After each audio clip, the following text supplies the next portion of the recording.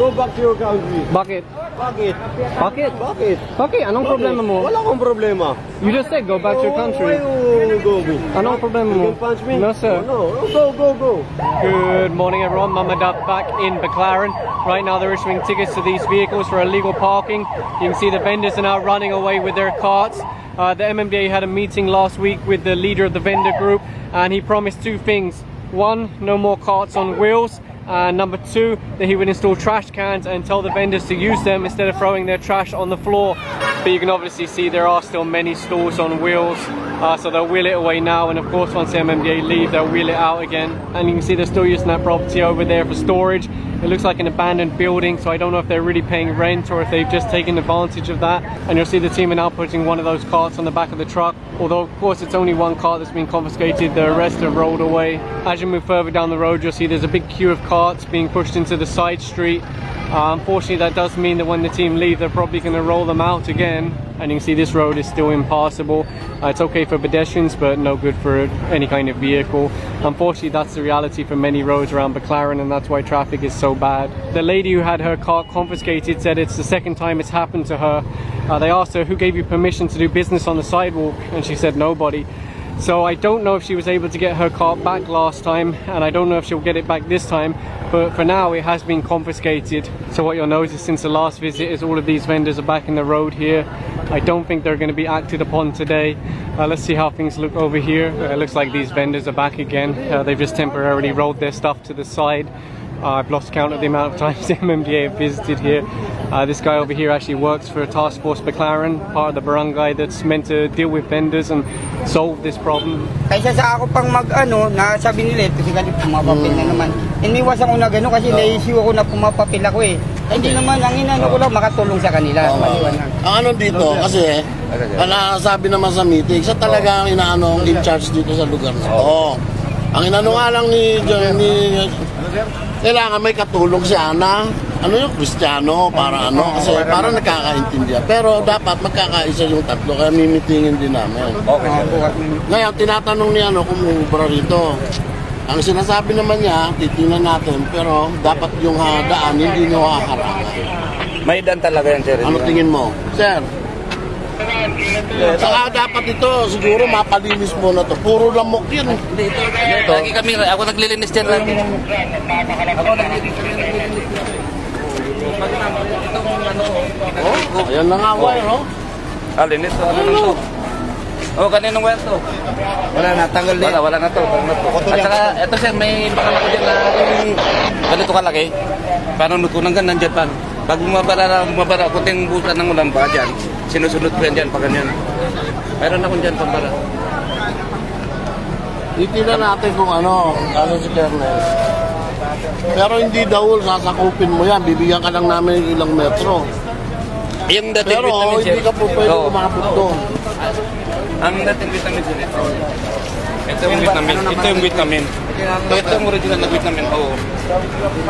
Basta ako, i-align natin dun sa gutter. Ano? Yung gutter na yan. Dapat pantay. Para yung distance sa gutter, yung kalsada, parehas lang dito. Ha? Pero, pag nag-complain yung establishment, babaklasan namin. Number 2, dapat wala akong makitang sniper. Okay sir. Pag may sobra, lagpas.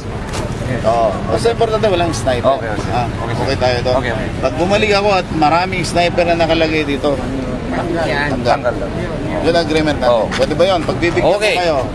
So the man in orange there is the leader of the vendors here, and you heard that they've made some kind of agreement with the MMDA where they'll be given 1 or 2 meters at the side. Will it work? I'm not sure, because in my experience, my past experience, as soon as you give the vendors an inch, they take a mile. So if you say you can have 1 meter, they'll take everything and then say, no, it was approved by the MMDA. So I guess we'll see how that plays out. Another consideration is the fact that they will be blocking these legitimate businesses. So if they have complaints about that, they said they'll have to take down the stall. Now, right now you can see that cars and vans are passing through this road. On a normal day, you cannot pass through here at all because there are vendors this side and vendors this side, and the only thing they can pass through is pedestrians or motorcycles. So it is a compromise, but if they really stick to just 1 or 2 meters over here and vehicles, cars and things like that can still pass through, it will be an improvement over what's happening right now. But I have my doubts, but let's see how it plays out over the coming days. Some of the vendors are now asking for additional space, and you can see there's quite a big crowd that's formed. It doesn't look like they have their SWAT team with them today, but since they're negotiating and compromising, I don't think there'll be any complaints anyway, because the vendors are getting what they want to be permitted to do business here. So I don't think they're going to run into any problems today. Although saying that, I can see there is a police truck further along and some police officers. Not the SWAT team, but there are police here. Under the LRT doesn't look too bad. Well, looks the same as usual, to be honest. You can see that most of the stores have already rolled away, either down this street here or over here. So this is the thing, you can imagine that did you hear that? The guy over here just said, go back to your country. The thing is, what is he doing for the country? He's a big tough guy. Ano? Anong problema? Bucket. Bakit? Bucket. Hey, you can punch me, I don't want to punch you. Okay, don't talk. What have you done for the country? What did you do for the country? What have you done for the country? Go back to your country. Bakit? Bakit? Bakit? Bakit? Bakit? Anong problema mo? Wala akong problema. You just said go back to your country. Why you go me? Anong problema mo? You can punch me? No, sir. No, go. Oh, sige. Me, yeah. The vendors aren't very happy about my videos here. They haven't hidden that fact. But the thing is, my question is, what have they done for the country? Because what they're doing is they're abusing the country. They're making things difficult for those that actually follow the law. And if you look at those stores that were dismantled last time, they are back on the sidewalk. Although there's a few less than last time, so you can now access that shop. You can access BDO. There's still vendors down here that haven't rolled away yet because the truck hasn't got this far. Unfortunately, this is the reality. The leader of the vendors did go to the MMDA. He did say, okay, no more rolling carts and things like that. But the reality is that they just do what they want, because if there's no penalty, if there's no confiscation, they won't follow the rules, unfortunately. And down here you'll see these sidewalk installations are back also, so that's why a lot of people are walking in the road. Let's keep going and see how it looks. These stores over here have also been reconstructed, but they have actually allowed some area on the sidewalk for pedestrians, so that's a lot better than how it was before. Over here you can see the barangay are busy setting up new structures on the sidewalk, so bad luck for pedestrians. I'm not sure if this has been approved or not. You've also got vendors in the road here. It's still quite early in the day and one team has already passed through. If you come back here in a few hours, this whole road will be impassable unless the vendors, you know, follow through on what they promised. And it looks like the SWAT team have just arrived now, so they're coordinating with the MMDA to get in place and protect the team. And you'll see the illegal tricycle terminal near EDSA is back. It's mostly electric tricycles, and as far as I know, well, this one's about to counterflow now, excellent. As far as I know, they don't have any permit or, you know, franchise to carry passengers for money, and they don't follow any rules of the road. You can see it's now counterflowing the wrong way down the road. They are a growing problem, unfortunately, these electric tricycles. Now, some people will mistake these vendors as poor, struggling people just trying to feed their families. But these are professionals and they're very organized. They're not like your average buko man by the side of the road.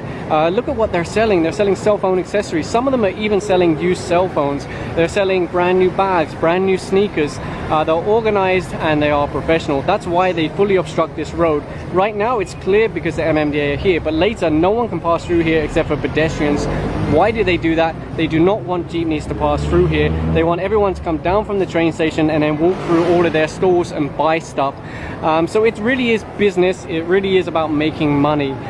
So that's why you have to consider that when you think about what should be done with these vendors. They are professionals and it is just about making money.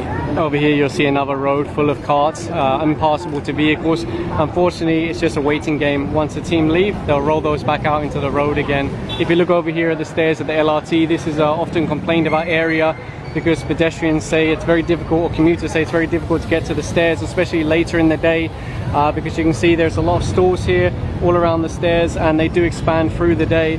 So that's a bit of a hot spot for commuter complaints. After my last video on Baclaran, I said I wouldn't go here and wouldn't make any more videos because nothing is changing. And I would rather focus on more positive things like the PUV Modernization program, Manila Bay Rehabilitation and things like that. But I'm curious to see, will these compromises, these negotiations pay off? If the road is clear later today, then I'll be happy to go back here and show people that there's really been progress, there's been improvement, there's been change. If it's completely blocked again, then this really will be my last video. And if you look at where the vendors have installed their stores, this is actually all fresh construction. Obviously they built this to put their stores on, and if you look, it extends into the road. So I mean, you can't do this without the barangay noticing, so I guess it's been approved by them. Right now the MMDA are speaking with these shopkeepers. Obviously they're not very happy with the idea of vendors being allowed to set up stores in front of their shop, because they're going to compete directly with them. They're selling the same items. The difference is this one is renting space in a legitimate building. They have a business permit, they've done everything legally, and then the vendors are going to be allowed to set up stores in front of them, compete with them and take their customers. So I can understand why they're a little bit concerned. Believe it or not, there's actually a police station behind this store. You can see the sign up above and the CCTV, although I think the CCTV might be obstructed now. It's hard to tell from the angle. Anyway, the MMDA are just speaking to them now. I don't know if they're going to make them deconstruct it or if they're going to allow it. It's obviously, you know, obstructing the whole sidewalk. The leader of the vendors asked me how I think today went. I said, well, not much difference. And he said, yeah, it's true. It's pretty much the same, that when the MMDA go here, they roll away. When they leave, they come back. I said, but you're meant to be the leader. And he said, well, so I'm not sure how much control he really has over those that are doing business here. And that's interesting. This one over here is actually selling motorcycle helmets. So over here the MMDA is speaking to the barangay about these stores. The truth is that many of the vendors work for the barangay and many of the barangay work for the vendors, and that's why Baclaran is Baclaran, apart from the fact that much of this is approved by the cities, either Pasay or Parañaque. So it's very difficult for MMDA to make a difference here, because those at the local level are really part of this. I asked the barangay chairman how much is being collected from each of these stores.